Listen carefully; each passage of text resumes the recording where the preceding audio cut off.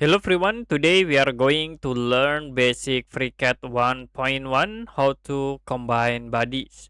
So you can go to parametric body. For example, I will create body 1. Okay, in here you can draw rectangle and use the path tools to convert to 3D.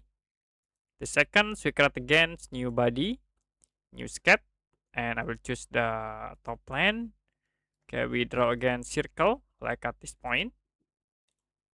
Click close and use path tools to convert into 3D. Now if you want to combine these two body, you can use the boolean tools. Click the boolean icon and then use the push option. Click add body.